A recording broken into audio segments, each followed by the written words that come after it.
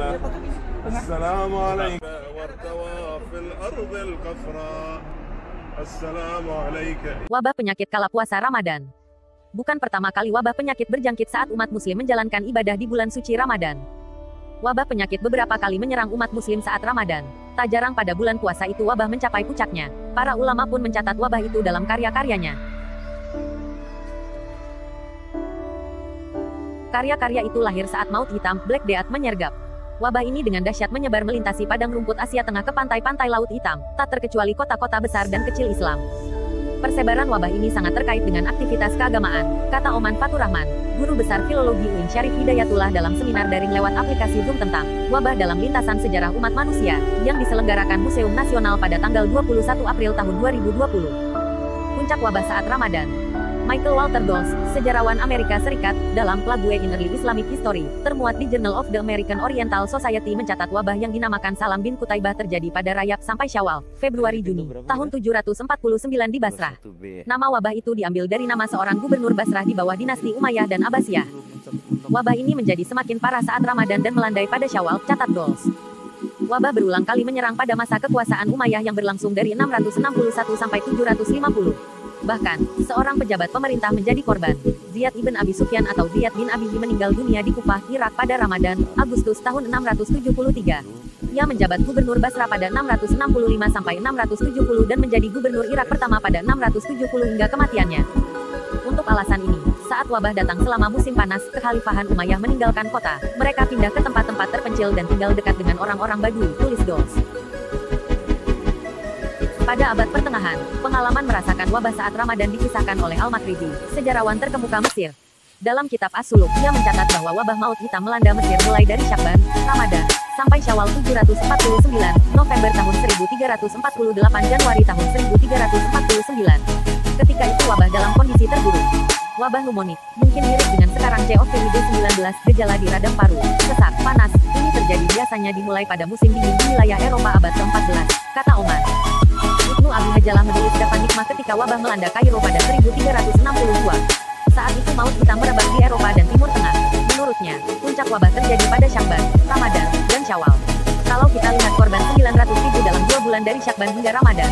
Ini baru dari Kairo saja, belum wilayah lainnya, katanya. Manuskrip ketiga menjelaskan wabah pada tahun 1373 sampai tahun 1374, sejak Rajab hingga Muharram. Berapa bulan itu coba? Rajab, Syakban, Ramadan, Syawal, Dzulqaidah, Dzulhijjah, Muharram, kata Oman. Bayangkan haji terganggu, Ramadan terganggu. Jadi bukan sekarang saja kita harus beribadah di rumah. Muhammad Al-Manjidi Al-Hambali atau Muhammad bin Muhammad Al-Mandiji, ulama Suriah Utara abad ke-14, menyusun kitab saat wabah merebak pada Rajab 775H, 1373, yang meningkat menjelang akhir Syawal, Dzulqaidah, Dzulhijjah, kemudian menurun pada Muharram tahun berikutnya. Kitab itu diterjemahkan Afnar Giladi, profesor sejarah Timur Tengah di University of Haifa dalam The Chill Was Small, Not So the Great for Him, Sources, Structure, and Content of Al-Sahawi's Consolation Treatise for Bereaved Parents, yang terbit di jurnal Putih Today. Wabah itu mengakibatkan banyak rumah dikosongkan dan ribuan orang tewas, mayoritas anak-anak. Karena begitu banyak orang beriman yang meninggal, saya menyebut wabah ini wabah orang-orang saleh, tahun Al-Akhyar, kata Al-Manjidi. Jadi bagaimana mungkin mengatakan wabah ini adalah hukuman bagi orang berdosa, bagi kelompok yang maksiat sementara orang-orang saleh juga jadi korban? Saya kira penafsiran begini mesti ada, tapi tidak produktif dalam kontribusi penanganan, dalam memberikan ketenangan kepada sesama, kata Oman. Tak hanya di Timur Tengah, wabah beberapa kali merebak di Hindia Belanda, seperti flu Spanyol dan kolera. Dalam Histories of Health in Southeast Asia suntingan sejarawan Cambridge University, Tim Harper, disebutkan kolera terjadi selama Ramadan tahun 1933 yang mengakibatkan lebih dari 500 pasien meninggal dunia di rumah sakit ibu kota. Kegiatan keagamaan meningkat. Di saat wabah merebak, kegiatan keagamaan meningkat kendati masjid ditutup.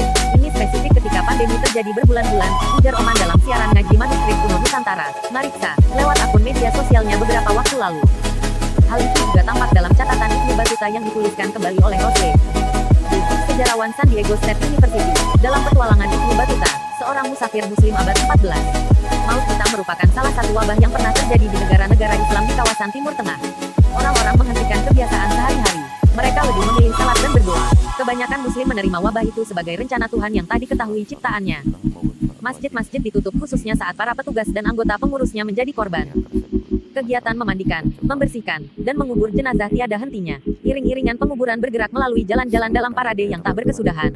Persediaan peti mati dan pakaian penguburan cepat habis. Para penggali kubur yang berhasil bertahan hidup meminta upah amat tinggi untuk pekerjaan mereka, tulis Dun. Selain berpuasa Ramadan, diadakan pula doa bersama dengan bacaan tertentu. Pada Jumat, 6 Ramadan 1348 saat wabah berada di puncak, masyarakat diminta datang untuk berdoa bersama. Mereka membaca kitab Bukhari. Di Kairo ada keyakinan membaca kitab-kitab Bukhari memberikan hikmah, healing, pengobatan dari agama karena membantu memberikan ketenangan, kata Oman. Selain sebagai hadis sahih, kata Oman, kitab Bukhari banyak menjelaskan tentang wabah. Di antaranya yang mengatakan, Cahaya menjadi maka bahan apabila utama kamu bagi mendengar para penyakit astronom itu berjangkit di untuk suatu bisa negeri, mengidentifikasi janganlah kamu benda-benda masuk ke langit. negeri itu. Karena Dan itulah apabila kita wabah bisa itu berjangkit mengetahui di negeri bagaimana tempat kamu bintang dan berada, sistem jangan pula keplanetan kamu lari terbentuk. daripadanya. Kita bisa mengetahui Ini evolusi betul-betul bintang jadi dan prinsip yang galaksi mewarnai yang para ada di penafsir alam abad semesta. berikutnya, kata Oman. Namun, sebagaimana ditulis Ibnu Hajar al-Asqalani yang dikutip Dols, kegiatan berdoa bersama menyebabkan orang-orang berkumpul. Mereka berbondong-bondong datang. Seluruh Muslim dan informasi itu non-muslim, kita terima di anak-anak, bumi mereka setelah menangis cahaya meminta, tersebut kita tapi terima. berkerumun. Dan cahaya Justru itu wabah butuh waktu. semakin menyebar, kematian semakin bertambah, tulis Dols. Para ulama dalam menghadapi wabah saran para ulama dalam menghadapi wabah. Dalam menghadapi wabah, selain memanjatkan doa, para ulama dulu juga menyarankan agar berusaha mencari ketenangan, mengisolasi diri, dan menjaga imunitas.